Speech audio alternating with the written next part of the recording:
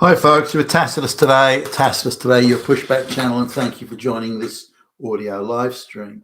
In this essay, I'd like to talk about news probably many of you have already heard about the skilled worker H1B visa program operating in the United States. It's been operating for about 30 years, maybe a bit over 30 years, I think. And the purpose of it was this claim that which is all over the Western world simultaneously, it was a globalist inspired piece of nonsense, is that the West was short on skilled workers. We just don't have the skilled workers in the West. So the first world countries with the best education, the best quality students and the brightest people in the whole world, somehow magically at the same time, all over the Western world at once, they were short of skilled workers. So we've got to get these skilled workers. Where can we go to get these skilled workers? Well, we go to third world corrupt basket case shitholes. All the skilled workers are there. I mean, as you would expect. But of course, it was always nonsense and continued to be nonsense. It was horribly exploited. It was an outrageous scam that President Trump has issued a presidential order that if American companies want to hire these so-called skilled workers, these allegedly skilled workers that never were skilled, it was always bullshit. If they want to hire these skilled workers, they have to stump up $100,000 per person per year if they want to hire H1B or bring people into the United States. Now, Indians, depending on whose numbers you look at, they're between sort of 71 to 75, 76%. Depending on, again, whose numbers you're looking at. When you consider the amount of Indians that are given renewals each year and the slippage of non-Indians going back to China or wherever they go, then or Taiwan, places like that. People come in from, say, Japan or Taiwan, or they tend to go back. The Indians tend not to go back. So as time rolls on, whereas they roll over their H1B visas into the next year and then the year after that, then the amount of Indians in total, so if you look at 5 year, 6 year span, then the proportion of Indians across the total, not just each year, is over 80%. So you're looking at, say, 70 to 75% each year, each sort of incoming allocation are Indians. But then as you roll it over in the ensuing years, a higher proportion of Indians are staying. Whereas, again, as I mentioned, others like Taiwanese go back to Taiwan, for example, or many of them do, not all. So this means that the proportion of Indians, so there's depending on whose numbers you look at here, there's approximately 5 million current, that's new and incoming and existing H1B visa holders in the United States, 5 million, and just over 4 million are Indians. Now, this has been abused at all levels. I mean, India is one of the most corrupt countries in the world.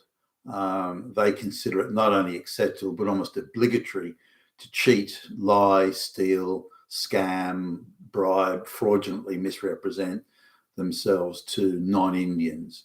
It's like they'll rip off and treat other Indians like shit, but and steal from them. But it's an obligation of Indians to cheat, bribe, lie, and otherwise fraudulently misrepresent themselves to white people. They don't consider that in any way wrong. It's pretty much obligatory as they would see it. And we are only trying to have a better life. We are only trying to look after our families. And that's their little propaganda catch cry that they spout,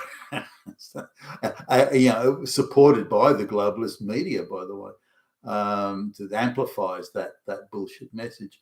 But coming back, I'm, as you can probably gather, in total 100% agreement with this policy of President Trump, and wish he'd even done it earlier. And I hope other Western countries follow suit.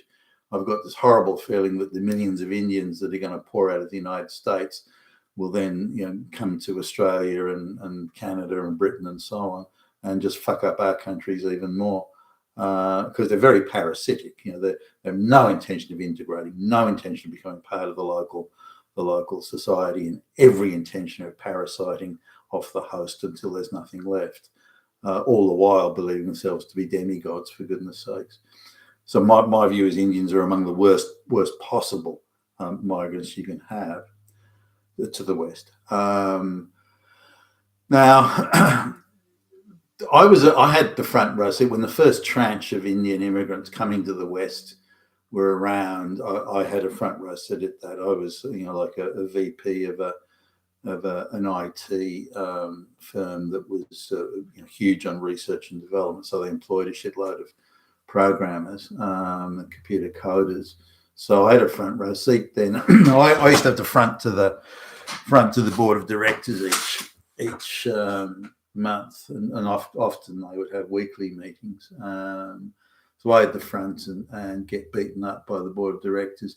And they were reading, they were mostly rich socialites who'd inherited lots of money, and they'd been gifted positions on boards of directors. So they weren't business skilled people, far from it. They'd have insider trading. They'd buy a house on insider trading because they were in cahoots with the bank and the local councils for zoning and things like that. And then they would sell the house for triple what they paid for it, and on that basis alone, they would sell. In a fit of self-congratulation, they would decide that they were high-powered business people. Hey, look, I bought this house for $1 million, sold it for $3 million a year later. Fuck, I'm hot. And anyway, these were the people who were around the table.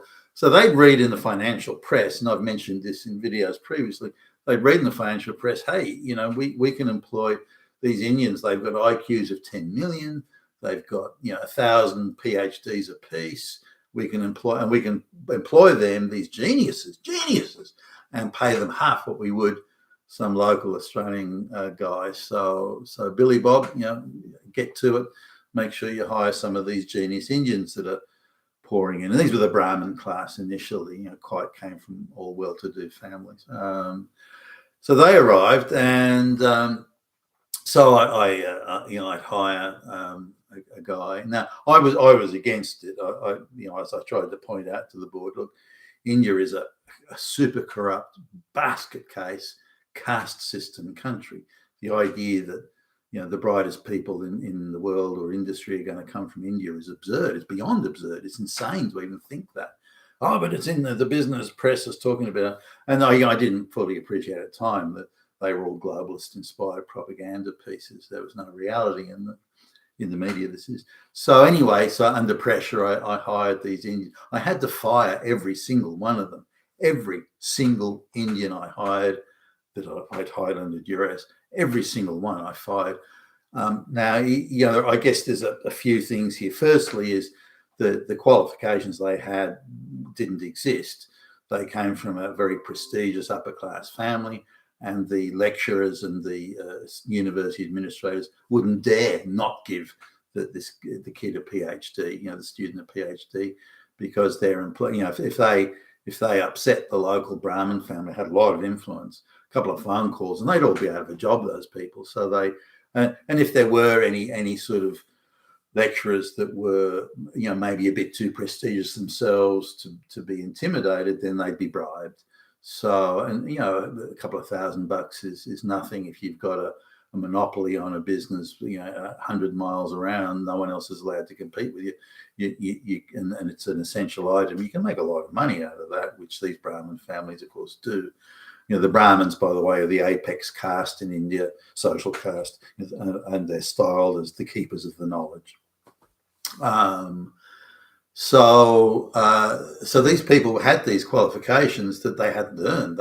Some of them hadn't spent 5 minutes inside the university, but it was part of their rite of socially prestigious passage that they would get a PhD at a university. And the universities, to what extent they were a place where people went, they were just a place where girls would go to meet their future husbands and that sort of thing. The guys would go there to get laid and whatever. So it was a social club, in effect, for the rich and well-connected or well-connected. So they'd come to Australia believing that the system of prestige that came with their family name and their caste, they couldn't conceive of a world that didn't have that social structure. And so when they came to, or any Western country, Australia in this instance, the very idea that they would have to do work was something that they couldn't even comprehend it. Well, you want me to do work? Are you kidding? So they were not necessarily lazy and slothful as in inherently consumed with sloth, but rather I'm socially prestigious. My family makes money out of a monopoly. We don't, that we have to work, that we have to, get out there and get our hands dirty. You're kidding. You're insane to even think it. And they would try and explain to me, don't you understand? My social prestige is what you are acquiring when you hire me. And no, you actually have to do a job. You're being paid to do a job. And that was another thing. They just simply couldn't comprehend it. Paid to do a job? You silly, silly white man.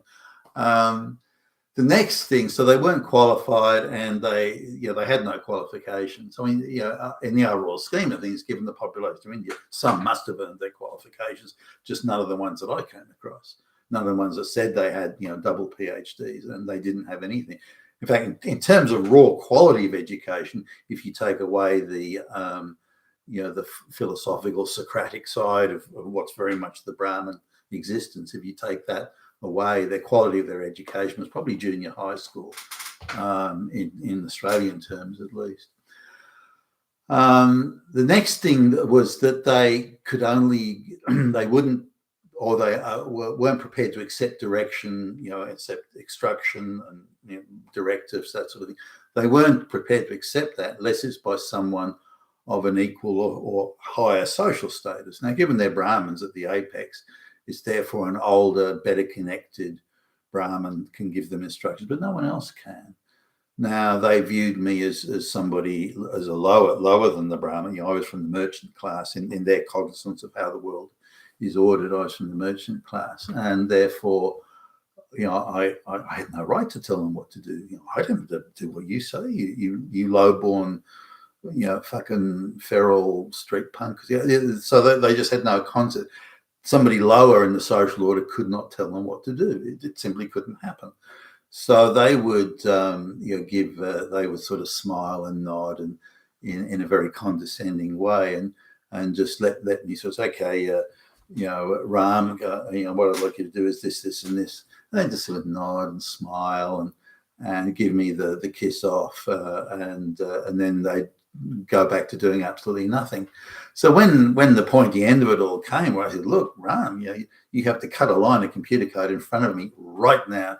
You've delayed, you've obfuscated, you've stalled, you've blustered, you've waved your arms around, but you're going to have to right now. I've given you every opportunity and given you more time than I would give anyone else. Like if that was a white Australian guy who was stalling and obfuscating like that, they'd already be gone. The fact you're still here is not as now. So this was forbearance on my part, but they saw it as weakness. They saw it as, well, you're an inferior social status. That's why you're not. If you're weak, I'm able to deceive you. That I'm able to tell you that I'm doing things, but I'm not. My lies. You believe my lies, which is your fault for believing my lie. Yeah. So they have this strange sense of co-responsibility. If I'm stupid enough and dumb enough to believe their lies, then I've become now party to the thing. So it's equally my fault, not theirs, that they tell lies. So they've got no concept of truth and honesty and speaking directly. They don't seem to understand it and believe that we're strange and silly for thinking that way. So you got to cut a line of code in front of you right now, or I'm going to have to fire you. Do you understand it? Oh, this is what you say. That is what you say. No. Right now, you have to cut that line of code, or you will be out of a job. Do you understand that? And once they realise the jig is up, there's more obfuscation and stalling and hand waving and all those things. But once they realise the jig is up, they think, okay. But in the attitude they have, and this is why Indians are, I think, so dangerous to Western civilization.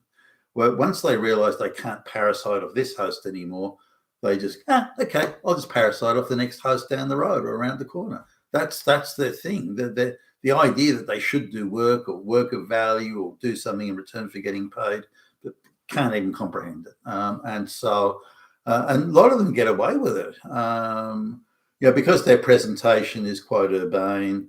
Again, they've got this very chatty, philosophical, bright, smiling sort of persona they put on, very much part of the Brahmin gig.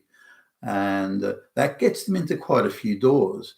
It's only when you want them to do any work. Now, this was all going on before the affirmative action and the race quotas and all this sort of stuff was going on. But that was the scene back then. And Indians arriving in large groups in your foyer in the office, saying they wanted work. Now, that to them, if you come along with your wider family and the whole tribe, then that shows how much the tribe supports you, and that's a credential as they see it. They've got no concept of how to behave in the West. That you look at the adverts on the newspaper, you apply, or the online, you apply, and that's how it works. They can't comprehend it, and they of course couldn't compete in the early days. None of them had any Western work experience, working knowledge or I suppose a tiny fraction might have, but certainly none of the ones that I came across. And that they worked for a family business. They didn't actually work. They were they were the family that owned the business, and they would have fancy offices overlooking a nice park, and they would swan around looking important and issue instructions to the lower orders, but they didn't do any work. And so when they'd come to Australia, they were quite shocked that they just couldn't get jobs. They just couldn't compete. They had no work experience. They had a shocking work ethic and this sort of thing. So if they did get jobs, they were getting fired pretty quickly. So only when the government brought in affirmative action and DEI and race quotas and then guaranteeing jobs to Indians were they able to get employment with reliability. Now Indians just walk off the plane and go straight into a government job pretty much. And it's, of course, quite absurd. So were these Indians that were coming under, in Australia it wasn't called H1B in Australia, but it was similar. Were these Indians highly skilled? Well, they weren't. They weren't even moderately skilled. They were low skilled, in some cases zero skilled, but they were still managing to get in on these fees. Now, some of this was they were bribing people and engaging in all sorts of corruption. Again, very much the Indian way of doing things. And so they were not skilled at all, but they were supposedly cheap. And this is, part of the reason some of the big companies, big international companies were employing these Indians, particularly for the more menial and basic type, system administration type jobs.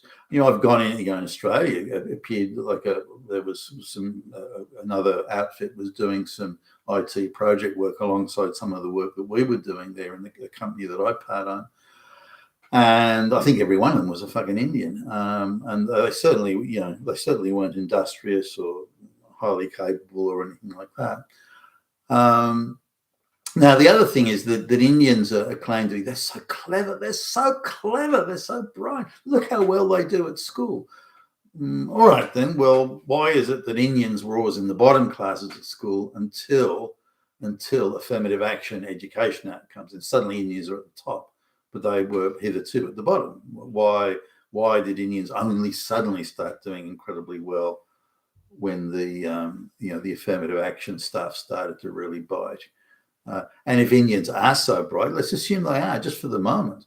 If Indians are so bright, then why is India such a corrupt, hopeless basket case country? If Indians are so bright, then India would be a technological and commercial superpower, and it's not. It's a basket case. So clearly, if Indians are that bright, then why is India such a shithole? So coming now to the H1B visas, it's been corruptly scammed to the nth degree. And we've got no idea in the West just how wide and deep this corruption and scamming goes. For example, if an Indian family's got a son who's got a green card and is in the US, the family will claim a massive dowry. There are women, Indian families lining up to say, please marry my daughter. And you'll get a huge fucking dowry. And this is something that in the West isn't comprehended. So part of the deal of getting to the West is not just you can send money back, the bragging rights, which is huge in India. My daughter has gone to the West and this sort of stuff. It's huge bragging rights. And money, of course, being sent back. But if the son is there, then again, there's matchmakers that have got Indian women queuing a mile long, standing in line a mile long to be married to the son, to this Western-based son. So getting out of India and getting to the West is, the whole population of India wants to get the fuck out of India and come to the West to parasite off the West. They're not going to offer anything, create anything, deliver anything. But now looking at the Indians are in a state of shock over this because they consider it their right, their entitlement to go to the West. This isn't, it's the law of gravity as far as Indians are concerned, that we can go to the West and get jobs in IT or truck driving or whatever it might be. And they said anything that obstructs, limits, interferes with that, as they see it, the law of gravity type right, they go into absolute panic. And there are, as you can imagine, after President Trump's proclamation, that the Indian media and Indian commentators are in a state of hysteria. Why would America not win it? We are the best and the brightest in the whole world. Why would that? No, you're not the best and fucking brightest in the whole world. Gee, what a delusion, for goodness sakes. You're not even junior high school, in my view, certainly the ones I've come across. Are there some bright Indians? Well, sure there are, but there's just not very many.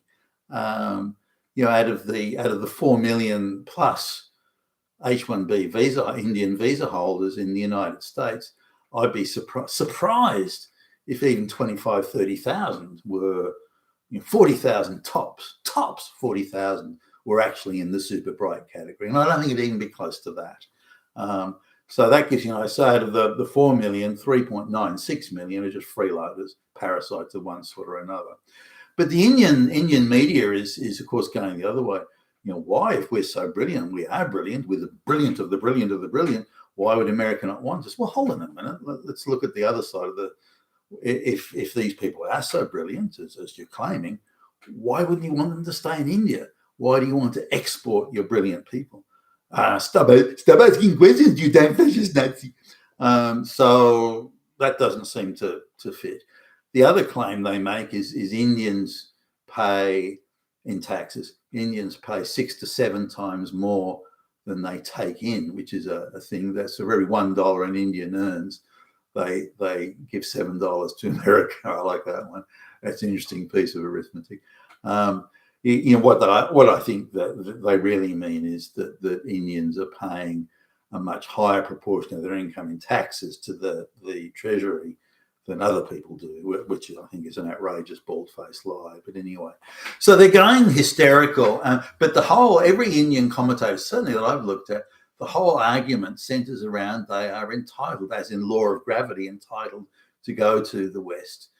We are only trying to look after our families, which is well, so are the American workers. So do the American college grads want to look after their families. Why do your family come before their family? You stop asking questions, you racist Nazi. So when we look at this H1B thing, it's the scam of the century. It's a mega scam, steroids and nuclear scam, and it needed to stop.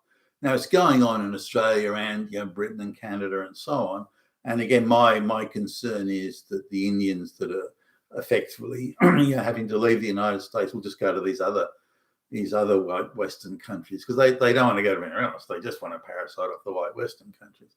And they deliver nothing. Now, are there a small handful that are bright? The rocket scientists or the engineers? Well, sure. It's a nation of 1.5 billion with a B people.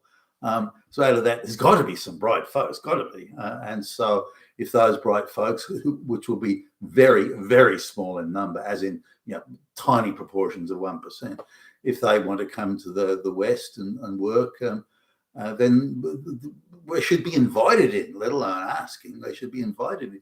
But again, this number, the amount of Indians, bright Indians coming to Australia each year would be lucky if it was 1,000 a year. Lucky if it was 1,000. I don't think it'd even be that many. That's the small number we're talking about, not the hundreds of thousands that are being imported into Australia, again, which are just parasitic. And when they come and reach a certain, as they are in Australia now, they reach a certain threshold, then they demand special rights. We want special representatives to represent us, our diaspora. Our diaspora is a unique diaspora, must get special dispensations. They've got no intention of integrating. So the more of them that are sent back to India, the better. Now, some Indian nationalists are saying, well, that's it. We'll be an economic superpower in no time with all these brains returning to India. Well, why didn't you keep them in the first fucking place? I mean, that's ridiculous. But the reality is, I mean, there's a government IT job that was advertised a while. I think it was an IT worker in the railways or one of the public transport things in India, and there's an IT worker. They got nearly 4,000 applications, and whoever's going to pay the biggest bribe will get the job, which will be the wealthiest family. So that's the sort of thing they're going back to. There are other Indians that say, why do they? And I've spoken to Indians say, why do I leave India? Why do I want to leave India rather to go to the West? Now they say, well, India, the pollution's so bad, it's so terrible, there's no sense of civic responsibility, corruption is everywhere, so on and so forth. Can't get a job. The bosses are very much caste system based, so you can't innovate, you can't do anything. Observance of social etiquette is all important. And so on and so forth. So it's a terrible place to work, and the boss treats you like shit, and so on. So I want to get out of that, and I want to go to the evil rich white, the racist West, the racist Hitler and Nazis, a fascist everywhere. I want to go to that because apparently it's so much better. Now, again, talking to Indians, they say, well, it is so much better here in the West, so much better. But they still go back to the West is morally and spiritually and culturally inferior to India, even though they're gagging to get out of India and come to the West. Why don't you go to an African country? There's nice clean air there, and why don't you go to some dirt poor? No, we only want to go to rich countries so we can take everything. And this is something again in India. In India, anything isn't nailed down gets stolen. And it's your right to do that. And so they have that attitude when they come to the West, that really we have a right to steal whatever we can. It is for our family, it is for our tribe, for our diaspora. And they say they have the right to do it. And are particularly outraged when anyone says, well, no, you don't actually have that right. And in hiring Indians, I noticed this same sort of thing. So anyway, that's it. So the H1B visa. Now, there's a lot of Indians are already saying that their lawyers, Indian lawyers, and NGO lawyers and globalist lawyers will already be getting injunctions against this to stop President Trump from implementing that policy. And as night follows day, pretty much that every policy that the president brings out has got lawyers climbing all over it, trying to stop it or undermine it, subvert it. And I think this will be the same. Now, there's one Indian, so it has been drafted very quickly and it is very sloppy. Our lawyers will easily stop this and get an injunction. So they're celebrating the idea that the policy that the president has signed will not be able to be put into action and can be delayed, subverted, or rewritten so that the impact on Indians is less. But they consider it their absolutely entitled law of gravity right to be able to go, these H1B visas. It is our program. It is our program, and hopefully that it will be put into effect and fully put into effect. And the next stage, or the second part of this, is to heavily tax companies that send offshore IT services to India or anywhere else for that matter, to heavily tax those and to not allow them to claim it as a tax deduction and things like that. And I think that's important as well. And I hope the president moves on that also. You've been with Tacitus today, your Pushback channel. Thank you for listening.